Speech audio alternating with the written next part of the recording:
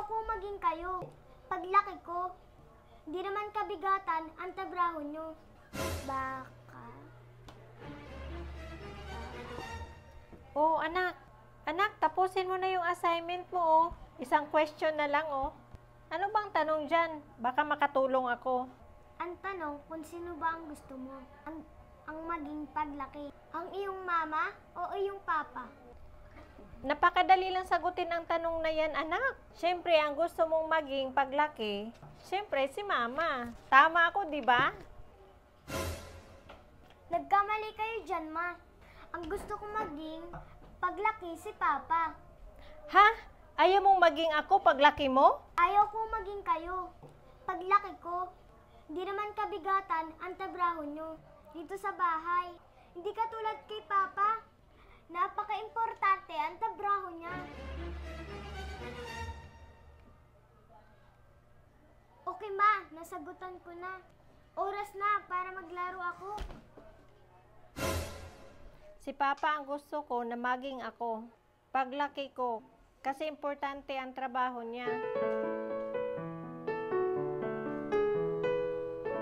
Ma, nagugutom na ako. Pwede mo pa akong paganda ng pagkain? Ah, hindi anak. Wala akong ganang kumilos ngayon.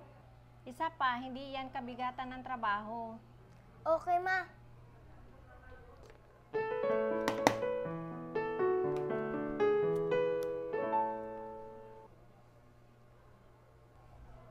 Ma, nagkalat ako sa kusina. Pwede mo ba akong tulungan maglinis? Sorry anak, wala akong gana sa paglilinis ngayon.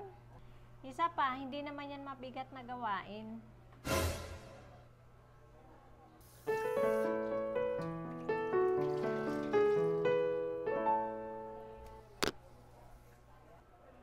Ma, nadumi yung damit ko. Pwede mo ba akong paglaban ng damit? Sorry anak, tinatamad talaga akong kumikilos ngayon. Isa pa, hindi naman yan kabigatan na trabaho.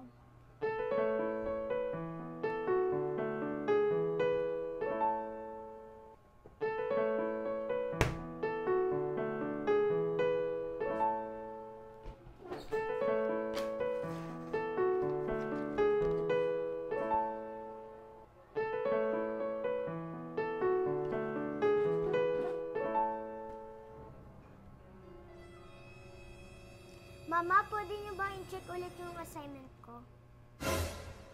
Oh, binura mo yung unang sagot. Tapos, ang bago mong sagot, gusto ko maging ang mama ko paglaki ko. Dahil ang trabaho ng mama ko ay sobra-sobrang importante. Ma, patawad ma.